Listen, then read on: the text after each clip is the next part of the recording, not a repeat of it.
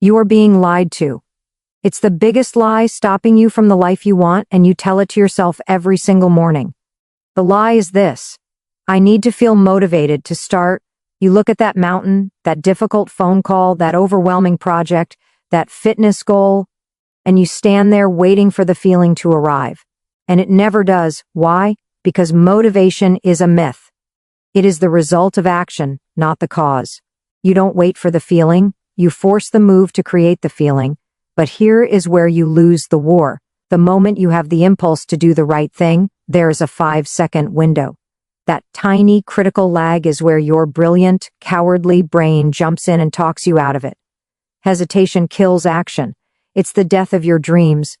You don't need a new strategy, you need a command. You need the exact, non-negotiable instruction that ends the debate and starts the movement.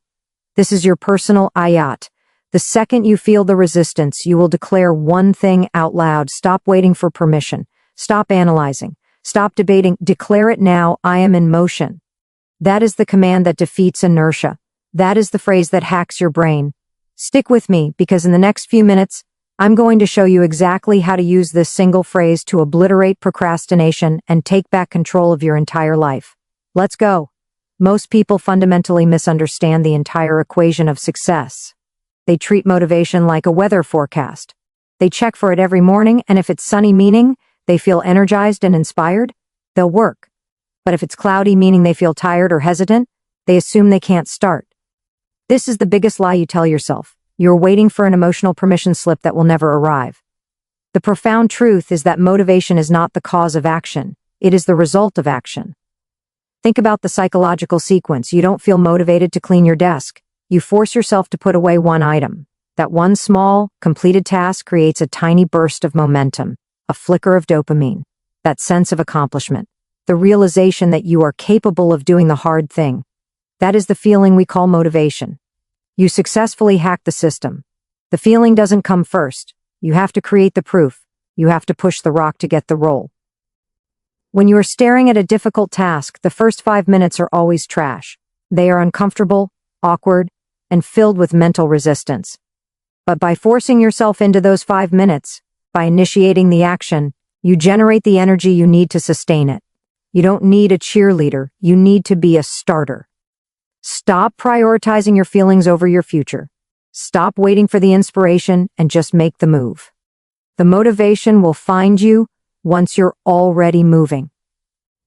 That is how winning works. The moment you have an impulse to act on a goal, whether it's getting out of bed, starting a difficult conversation, or opening that spreadsheet, a small critical window opens. This window is often fewer than 5 seconds long, and it determines everything. This is what we call the lag, and it's the killer of ambition. Here's what happens. Your brain registers the good impulse, I should call that client now, but immediately afterward, your prefrontal cortex, the part of the brain designed to protect you from risk and effort, kicks in. It starts analyzing, rationalizing, and debating. What if the client says, no, I'm tired, I should just check the news first? The instant you entertain that debate, you lose. Hesitation is the subtle, silent sabotage of your goals. If you don't physically move within that 5-second window, your brain's internal defense mechanism has successfully negotiated you out of doing the work. You need a simple, immediate mechanism to shut down the debate. The rule is absolute. Once you have the impulse, you must take a physical action to serve that impulse before the 5-second resistance cycle begins. This requires turning off the thinking and turning on the doing. It's a pure, non-negotiable command to your body. Don't think about how to do the task, just think about the first physical step. If you can commit to moving before the debate starts, you have won the battle against procrastination and self-doubt before it even reaches your conscious mind. The universe runs on rules, and you are not exempt from them. You need to understand the fundamental physics of getting things done. Inertia is real, and it is the single most powerful force holding you back.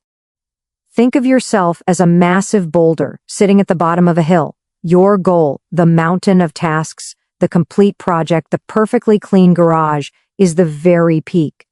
If you try to push the whole boulder at once, your brain immediately says impossible, and you retreat back to the comfort of doing nothing.